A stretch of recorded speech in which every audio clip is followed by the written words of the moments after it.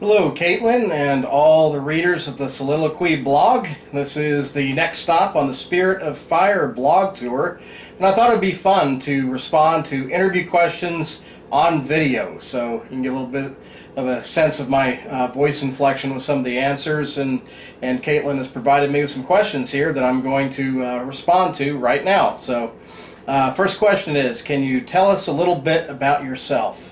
Well, I'm kind of a what you see is what you get sort of guy. Very comfortable in jeans and like my red meat and rock and roll, and yeah, I'm kind of a live and let live sort of person.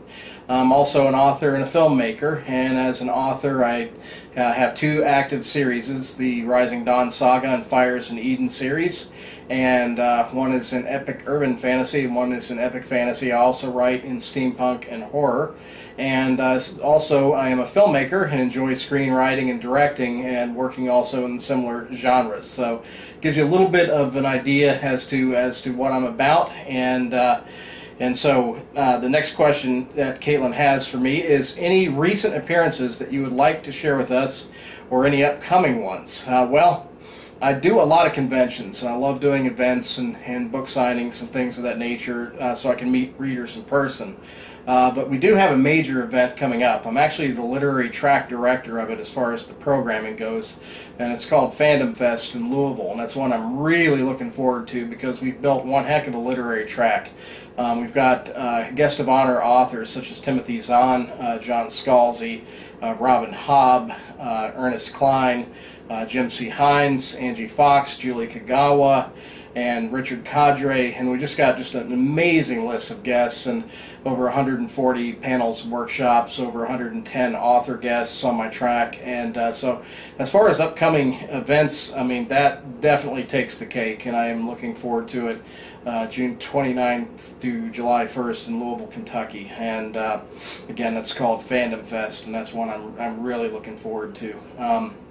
And Kaitlin asked me next, are there any authors that have grasped your interest recently, and why? And well, I have had a really busy springtime, and recently I've just really enjoyed A Dance with Dragons with George R.R. Martin, and he's one of my favorite authors.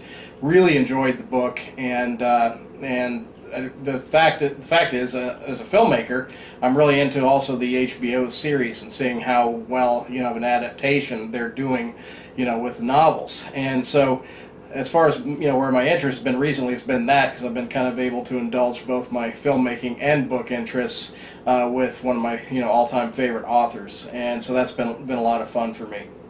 And next question is, are there any hidden messages or morals contained in your books? Well, at the top of this, I said I'm sort of a live and let live sort of person, and so, I do have some themes, and they're there. People have the eyes to see them and the interest to find them.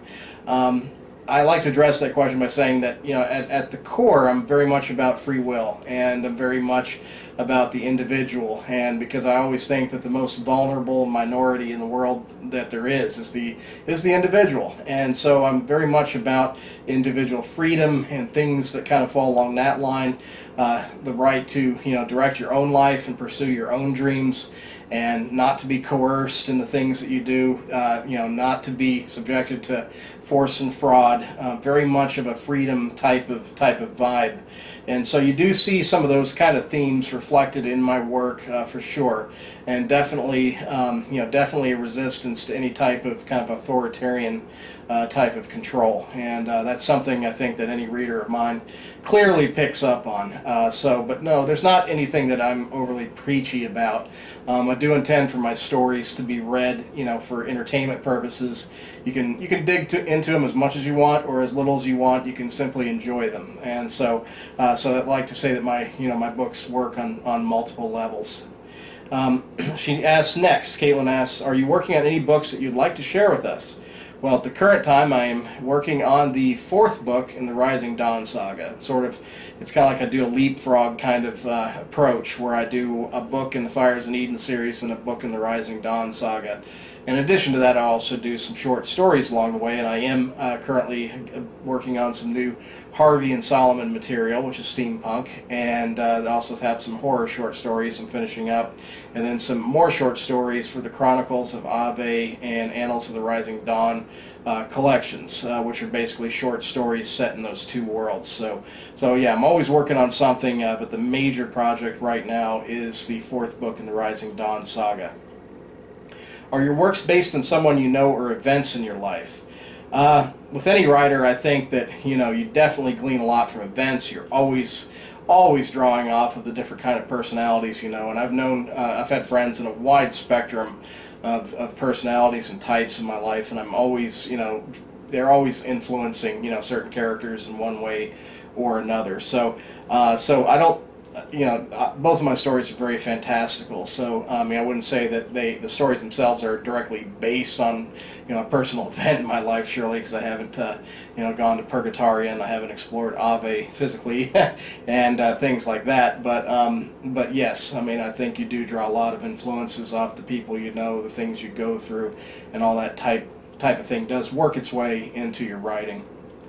As a child, what did you want to do when you grew up? That's an easy one. I wanted to be a paleontologist. I was very much into dinosaurs and fossils and that sort of thing, and so I had a little bit of a burning desire to be a paleontologist and kind of go down a little bit down that path when I was a kid. So, beyond your own work, what is your all-time favorite book of your genre and why, and what is your favorite book outside of the genre you write?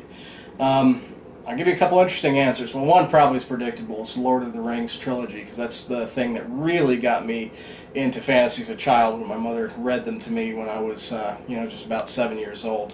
And so that, was very much the seminal work, that got me going on the path that I'm on. So it's got to be, definitely got to be put down as my favorite in the genre and overall. Outside the genre, I'll get one that's a little controversial. Atlas Shrugged by Ayn Rand. Really enjoy, the fact that it's such a magnum opus in terms of a philosophical magnum opus, and I don't title myself as like a pure objectivist or something like that, but I really like the kind of clarion call for individual freedom that kind of echoes through that book, and it really does paint a very stark contrast between the coercive types and the ones that want to live their own life and pursue their own course. And so it does paint a pretty good picture, and it does in terms of literary quality. It's an amazing story too. So I'd have to say Atlas Shrugged by Ayn Rand would be my vote for a favorite book outside of the genre. And did it take a long time to get your first book published? Well, I've been writing with a bent on being serious about it since the early 1990s, and so my first book came out, Exodus Gate, in 2009. So that gives you a little bit of idea on how long it took to finally get to the launching pad, so to speak. And so yeah, it took a little while, and I had to go through a major overhaul of the series when in the late 1990s. I realized they weren't where they needed to be to present to an editor, and I pretty much did a full overhaul in both series. So it took me a while to get to the point where they were ready, and but now at least we're underway and going for it. So, did you always want to be a writer? And if not, what did you want to be? Well, when I was a kid, a paleontologist. But then as I got older, the other things that I enjoyed, I played baseball. Up through high school, up to the my college years, and I also, unfortunately, I got an injury that sort of curtailed that path to my shoulder. But I also, have a real passion for filmmaking, and so if I was not a writer, and I would probably have gone, pretty much fully in that direction too. I just have a real call towards storytelling and that sort of thing. Do you ever research real events, legends, or myths to get ideas? Oh yes, and that definitely gets at some of the world-building aspects of a fantasy or epic fantasy writer. And I'm always researching. I derive, like in the Rising Dawn saga, I have so many different mythological heritages that I draw from all over the world for that novel.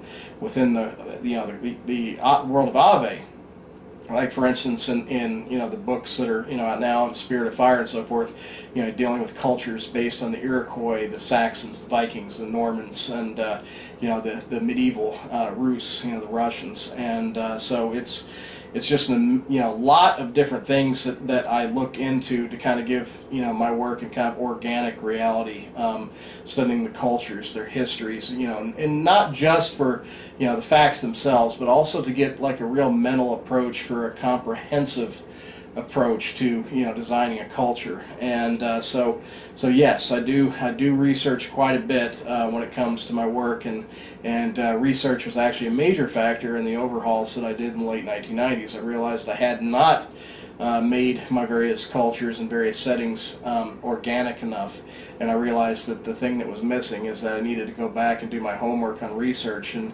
get a real deep foundation underneath all these different things that I had in my books. And so yeah, research is something that's a major factor with what I do. And do you ever suffer from writer's block? And if so, what do you do about it? I actually have to say I'm one of the lucky ones. I don't have a lot of problem with writer's block. I write a multi-threaded style. It's not too dissimilar from the way George R. R. Martin writes, where I have character threads where each section is titled by that character's name. And so when I write, I pretty much go with the flow. Whatever thread is really flowing, I go with that momentum. And kind of writing like that, I've never had a real difficulty with writer's block sort of issues. Do you have a favorite character from your books, and why are they your favorite? The problem is I have ensemble casts in both of my series, so for me, it's very hard for me to name an absolute favorite character. I have a real love for some of the main characters, like Benedict Darwin in the Rising Dawn saga. He's basically a guy that has a show that's not too unsimilar from Coast to Coast AM, who is taken down this path where everything that he deals with in a show ends up becoming a part of the path that he's on after he gets this virtual reality device. Then there's Janice, who is very near to me, who loses his father in the beginning of Crown of Vengeance and is in a real searching, very much knocked off keel sort of mode when he gets taken into Ave, and so he's it's a lot of things about discovery and a lot of asking of the big questions in life. And so Janice in the Fires in Eden series, for example, is one that's near to me. And I love Dragol, the big Trogan warrior in the Fires in Eden series. I mean, he's got a great character arc coming up. He's one that's not afraid to question the things that are around him. He's definitely a big warrior, but he's got that courage to question why he does things. And so yeah, there's definitely a lot of characters that I have a strong affinity for, but usually it's for one or another characteristic that kind of draws me to them. And do you have any suggestions to help others become a better writer, and if so, what are they? Basically, read more. Read outside your genre. Read a lot. I think reading helps you become a better writer. I also believe in writing on a regular basis, not being so worried about the word count that you're getting. Don't feel like you have to have 10,000 words a day, but as long as you're writing a little bit on a regular basis, I think you're going to be fine. And so write at least a little bit consistently, and then read a lot more. And I think those are two basic things that really can help you improve as a writer. And do you recall how your interest in writing originated? Well, it just goes back to when my dad was, telling me these improvised stories as a kid, kind of Land of the Lost type stories where, we had Tommy that took Tyrannosaurus Rex as one of my, companions, and, family members are part of the stories, and then, my mom reading me the Lord of the Rings books and The Hobbit, and then giving me the Chronicles of Narnia box set. I mean, that is where my genesis for my love of storytelling was, and my love of reading was born then. That set me on the path to wanting to become a writer. And so basically it was during my formative years and going through those crazy improvisational stories with my dad, and then going through some of the great fantasy works of literature with my mom. So that definitely had a big part to play in terms of my own path. Do you work another job as well as your writing work? Yes, unfortunately, unless you're New York Times bestseller or one of the top of the chart people on the Kindle bestseller lists. I mean, you pretty much still have to work a day job in this business, and so I still do broadcast work at Kaitlin, which is a phenomenal racetrack, which was used in the movie Secretariat, for example. It served as Belmont in the movie, but it's a beautiful racetrack where they have horse auctions that are one of the best in the world for thoroughbreds, and we're talking like hundreds of millions of dollars are spent at some of these auctions, and they have in-house video department and broadcast team that covers the event, the horse auctions, and then also the racing meets in the fall and the spring. And so I do everything from run graphic systems for the live racing meets to work as a technical director for the auctions. So I still do work and broadcast, and like I said, I hope to be able to go full time as an author, but still got to make a little more headway as far as the book sales go. So the next question: how did you deal with rejection letters? For me, they definitely. I always think that you should take the things that are negatives, like a rejection letter and stuff, and use it to motivate you. And so for me, I just it's not pleasant when you get them, but I use them as a source of motivation, and and I just simply lights that fire to prove them wrong. And so you're gonna run into rejection when you're dealing especially in being an author, and so you better get ready for it. But I think that if you channel it and harness kind of the frustration, at least use it as a motivational source, I think that's your best approach. How long have you been writing, and who or what inspired you to write?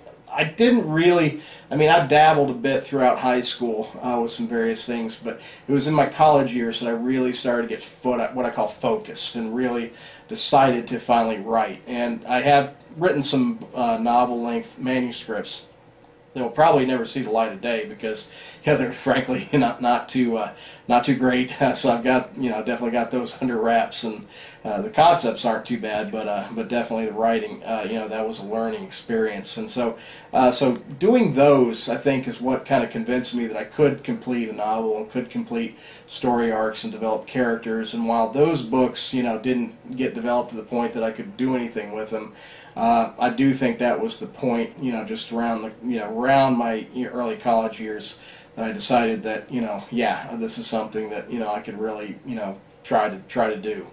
And let's see, it says, if you weren't an author, what would you be doing?